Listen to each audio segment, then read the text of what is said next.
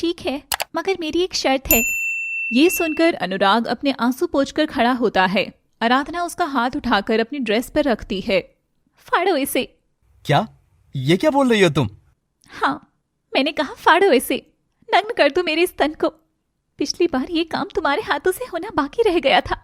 शायद यही वजह होगी जो तुमको बार बार मेरी ओर खींच लाती है ना? क्यों? तुम्हारा दिमाग तो ठीक है ना?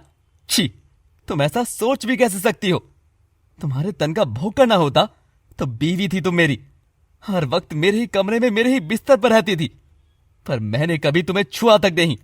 हो अनुराग, क्यों नहीं छुआ? मैं अच्छी नहीं लगती थी या फिर तुम्हें ही कुछ कमी थी? वैसे तुमने तो अपनी मर्जी से काम कर लिया था, फैसला कर लिया था ना कि मुझे नहीं छुओगे। और मेरी इच्छा का क्या? मैं तो आत्मा का और देह का दोनों ही प्रेम बस तुमसे करना चाहती थी, पर मैं तो दोनों में ही ठगी गई। और अब वो प्रेम जब धीरज से मिल रहा है तब भी तुम्हारी आंख में किरकिरी सा चुभ रहा है। क्यों? क्या तकलीफ है तुम्हारी? तुम्हारे पास तो एक होनहार, सुंदर, सर्वगुण संपन्न बीवी है ना, तो फिर क्या तकलीफ है तुमको? साफ कहो ना, जलन हो रही है मुझे खुश देखकर। आराधना, बस करो। तुम्हारे तीर जैसे शब्द मेरे मन को छलनी कर रहे हैं। तो होने तो तुम्हारे खोखले मन को और छलनी।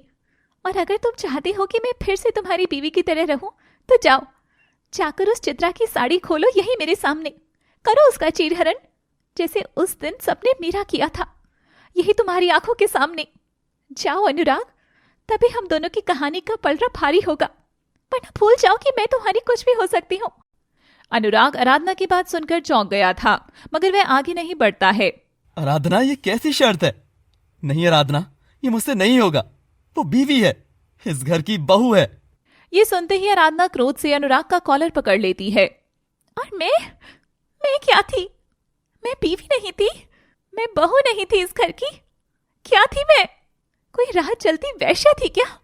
अरे वैश्याओं के कपड़े भी बंद कमरे के भीतर उतारे जाते हैं, मगर मेरी साड़ी यही इस आंगन के बीचों बीच मेरे देवर, ससुर और नाम के पति के सामने उतार डाली थी उन लोगों ने। तब तुमने नहीं रोका था? क्यों अनुराग, क्यों? डर गए थे या तुमको भी मजा आ रहा था? आराधना!